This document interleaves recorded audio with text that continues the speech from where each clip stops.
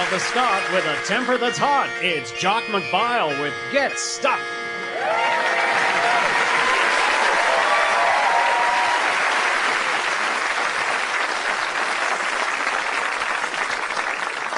Did you see Bill Clinton's meeting with Jean Chrétien? The morally reprehensible with the verbally incomprehensible. Chrétien likes golf, so he asked Clinton if he'd like to join him for a foursome. Bill misunderstood. Hillary's writing a sequel to her book, It Takes a Village to Raise a Child. It's called It Takes a Village to Satisfy Bill. Did you hear that pile of boring codswallop that Jean Chrétien's boys came up with for the speech from the throne? This speech promised a national daycare program. Is that the same one they promised in 1993? There's 16-year-old kids waiting to get into that one. I tell you, Jock is in despair over the news. Item: 13 airline passengers awarded $2.25 million because their plane flew through turbulence. They weren't hurt. It was because they were frightened and they thought they were going to die. Hell, on that basis, you could sue every time you took a trip in a Montreal taxi cab. In sports, did you see that hit that Dallas's Mike Modano took? There's only one way to get rid of that kind of violence. Adopt the rule of a gay hockey league in Vancouver. No full bodily contact unless you've had dinner and drinks first. The Canadian Army in Kosovo has withdrawn its Coyote armoured cars because of a steering problem. It was found that after 16 beers, the soldiers had trouble steering them.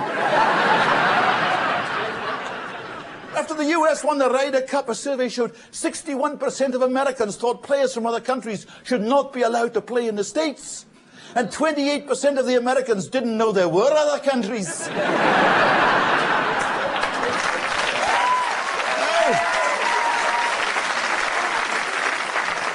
Down at Buffalo, quarterback Doug Flutie is proving that small is beautiful.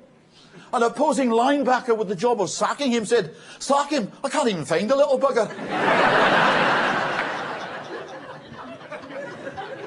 Sheila Copps has become an actress. Aye, she has. She plays herself in the CTV show Power Play as a government minister who stopped the Hamilton hockey team from being sold to the States. She did her first line and blew out 14 microphones and sent 3 sound technicians to hospital with ruptured eardrums. Actor Dylan McDermott, the star of the TV show The Practice, he made a movie in Calgary. He described the city as a boot camp.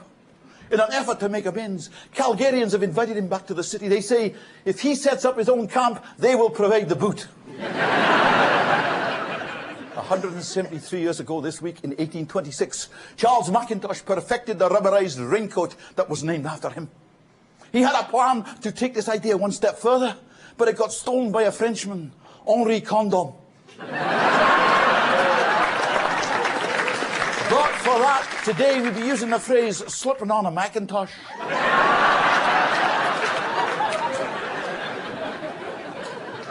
All over the world, in places like Turkey, Africa and South America, jumped up generals are disrupting the democratic process and taking over power, prompting Jock to say, "Oh, why don't you generals just go off and play with your privates?" The latest was in Pakistan, where the army has thrown out the Prime Minister just because he was unpopular. Can you imagine that happening here? Our army throwing out Jean Chrétien?